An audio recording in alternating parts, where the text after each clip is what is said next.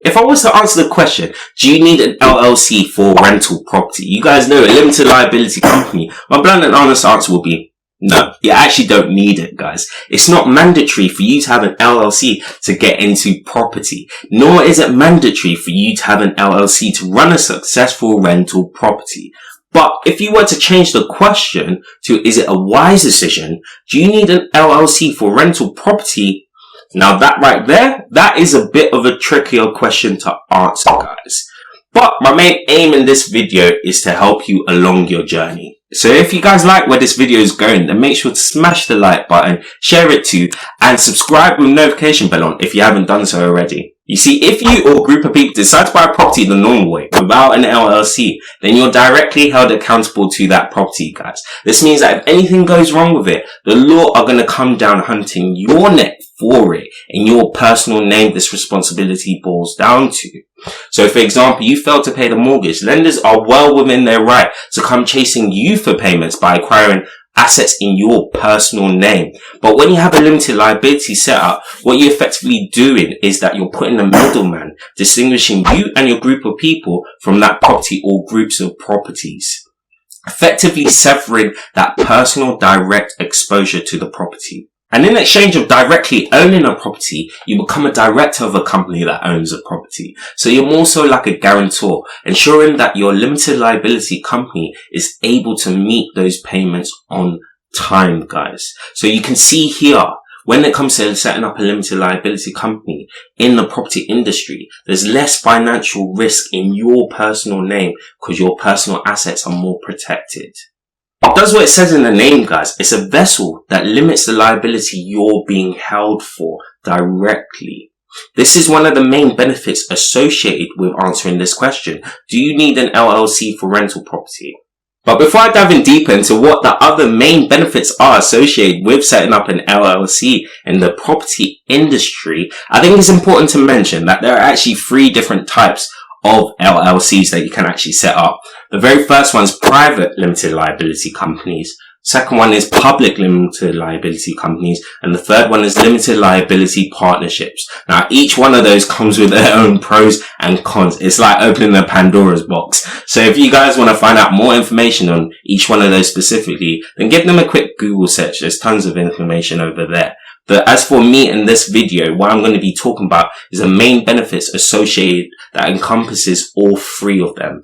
And the very first one I alluded to before, the fact that it protects your personal assets. As for another undeniable benefit, guys, is corporation tax. Now, I know this is going to be confusing for a lot of people because they're going to be thinking, why is tax another benefit? Well, it's because when you set up a limited liability company, you no longer pay income tax for the profits that that company makes. Instead, what you pay is corporation tax. But here's the thing with corporation tax. It has much more lenient tax bands than income tax does, guys. Just look at the current corporation tax rates that the government has put in play in the UK. For an LLC in the property industry, you're looking at a tax of 19%, guys.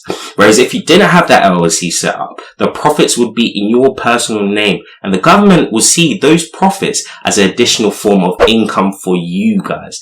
Hence making you subject to a higher income tax rate. And as you can see with the new tip that has just popped up, the income tax band table, it won't take you too long to start saving some more money via the LLC route, paying corporation tax, as opposed to not having an LLC set up and paying income tax instead. And this is the sticking point here, guys. The more successful you are in the property industry, the more worthwhile it's going to be to set up a limited liability company, just because you're going to end up saving more of your money, as opposed to not having the LLC set up where you're paying higher income tax rates. My third and final major benefit that will help you guys answer this question, do you need an LLC for rental property, has to be the tax deductions, guys. You see, when I set up my LLC with my brothers, we were able to claim so much tax deductions via our expenses. So anything that we spent on food, anything we spent on travel, any renovation expenses, going to DIY stores like B&Q, we were able to use all of those expenses to offset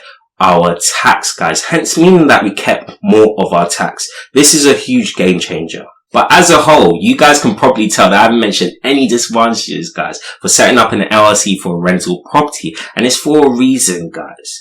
Besides the fact that it might require a small amount of time, a small amount of money to set up the LLC, and also the fact that you might need to hire an accountant to manage your money for you, I feel that the upsides far outweigh the downsides, guys, when it comes to setting up an LLC for a rental property. And I often find that landlords that have had properties for 10, 20 years and so on, they eventually shift to the LLC route too, just because it makes more sense in the long term compared to short term. For me and my brothers, we knew that we were going to be doing property long term. We knew that this is a long game for us. So we set up the LLC from the get-go. It was a no-brainer, guys. But that's just our personal opinion. Let me know what your opinion is down in the comment box below. I hope I've helped you guys out there. If I have, make sure to smash the heck out of that like button, share it too, and subscribe with the notification bell on as well. It's your favourite YouTuber, guys, DS Finance, sharing my thoughts and my experiences with you guys every Sunday at 3 PM. Have a great day, people. Bye.